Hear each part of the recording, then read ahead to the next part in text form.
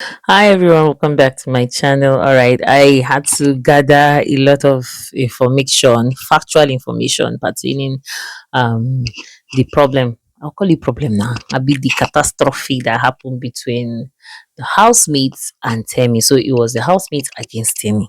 Right now, after the party yesterday, the party was awesome, good vibes, plenty of dance steps and social interactions.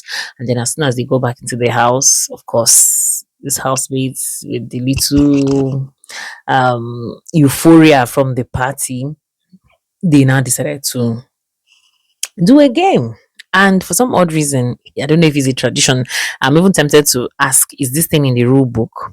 This truth or dare thingy, right? Because that's the um only game that sort of opens doors for, will I say, shipping, right, for the housemates, because that's the opportunity where they sort of, I think, break the ice between them. They kind of break the bond, sorry, boundaries, I mean, between them, and build a bond rather, right? So as usual, the truth or dare game was placed down, and I think there was an instruction that if you don't want to play the game, you should go upstairs and sleep. Which for me, that was an unfair instruction. Like, I don't want to play the game, but I want to watch. Is that not so? Like, that was how the whole thing started. Anyway, they now said that anybody that was not interested in playing the game, the person should go and sleep. Yes, but then the real sense of the word, looking at the history of Big Brother House, anytime they're playing that truth or dare game, those that don't want to partake usually go to bed, ironically, right? But that yesterday, when they said that everyone stayed, right? Good. And this whole thing was going on, that their truth or dare game. I don't have to start explaining this. Was dare this to kiss this. Ricky kick. The dare he was dared to kiss Neche for 5 seconds. So while this whole thing was going on, I think some people were willing to, which ironically most of them actually complied, right? In as much as some of them wanted something else different. But one person in particular, which was Timmy, was asked to do a particular thing and she wanted changes here and there. And then I don't know how the thing just jumped from one, like, I literally even thought maybe I slept off, I don't know. But I don't know how the thing escalated from 0 to 1,000, where Timmy was asked to do a particular thing, as in she was, as in Soltex, it was something that had to do with Soltex, right? And then she refused. See, there's something that these housemates, I don't know why they are overlooking it. Timmy did not, number one, I don't think she really watched this program that much, because this lady was in London. Even if she would have watched it, probably isn't online. I know there's something with watching this program online. It's usually not the full um clips you will get. It will just be part clips, and probably from people like us that are analyzing the show or something. And not everyone can give you full details in this analysis. Is that not so? So I think it's still based on my own guess, or my or hypothesis ish, that Timmy never really understood how this game works, right? And she was just clear like water, where she said she was not going to engage in it. But there was something she said which everyone took offense, that she was not going to, like, she called them bunch of idiots or so. Yeah, she called them. That was what she called them. Yeah. And then it became a big deal. Everyone felt insulted. Everyone felt disrespected. Plus the fact that they feel she's young. She's just 21. And then there was a whole lot of chaos. And Araga, for some odd reason, Araga, that we're thinking that is quiet, that is engaged in a ship. But to some extent, I like what happened yesterday. I'll tell you, I just watched the end of this video. Now, there was a commotion. Everybody was against her. Everyone picked offense for the general insults she threw at everyone. And then there was a whole outleash, or backlash on her by the housemates. Yeah. So Araga was the only one that now went to reason with her. And because Soltex was the party in play, right? That was the person they were supposed to do their deal or whatever. He was angry that why would Araga go and be more of pacifying the Simi? Yeah, because everyone was literally shouting at her. Everyone turned against her. But Araga was the only one that literally went to, like, kind of reason with her. Which later on, IQ did something similar to that. But that's, by the way, in the heat of the moment, that it was expected that everybody should be against her. Araga was now going there to sort of, like, make her understand that her actions were inappropriate, her actions was insulting. Like he was trying to make her see reasons with what she did as wrong.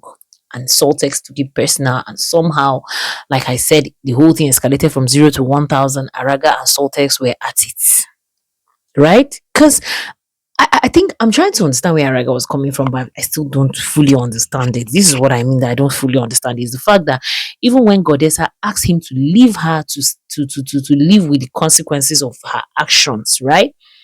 Araga now shouted on Godessa. Or more. See that one? Me myself, it pained me on behalf of Godessa. Like that was so freaking disrespectful.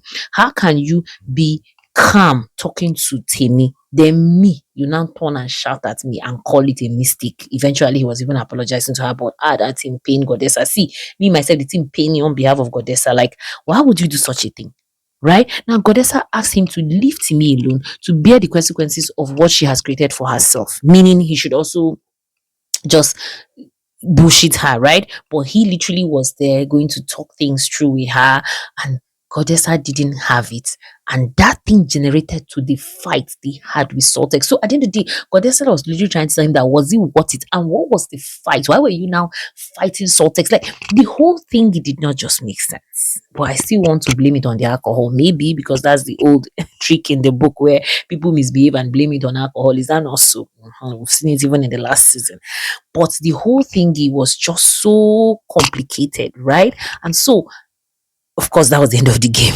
That was how that game just scattered. Is that not so? And everybody just went his way. Of course, everybody went in group like that. So Tammy was left alone, and then IQ was the one that came to meet her.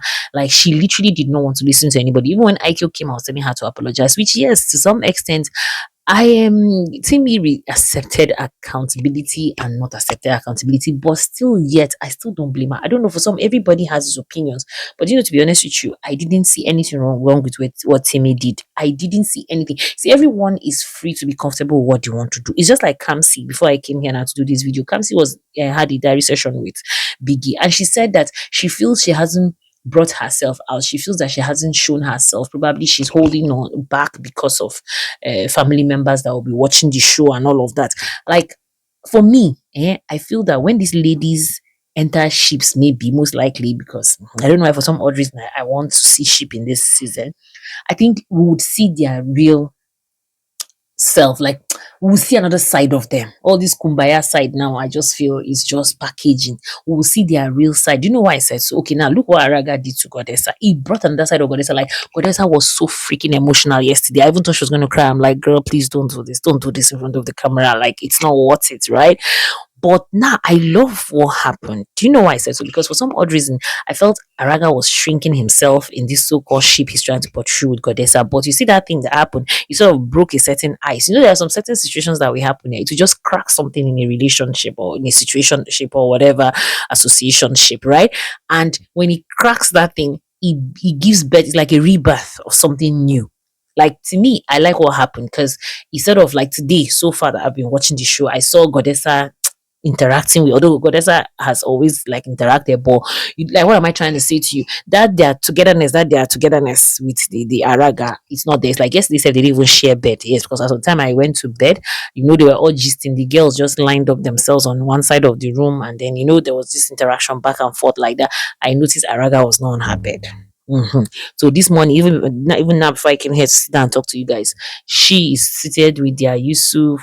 They had one small cartel. Yusuf who is there against F, Shiba, who are there self, who I didn't really capture them, but I just know that they just started in a small clique. They're just having their gist, and she's there with them. I was even surprised to see her there with them. I was like, ooh, thank God you're here. Like, so for me, I even sort of like the way the team sort of broke the ice. But Kamsi said something to Biggie while she was having her diary session that the crush she has on Araga has died. I said, yes, of course, after seeing that violence that he was in yesterday and after seeing the whole action, because for some odd reason, Kamsi has been really watching Araga closely. Like she said, she see him as a submissive man or something like that. But when she saw his actions of yesterday, the way he turned on Godessa over the situation with Timmy, like I think it just reset her brain and almost instantly killed the crush that she was crushing on him.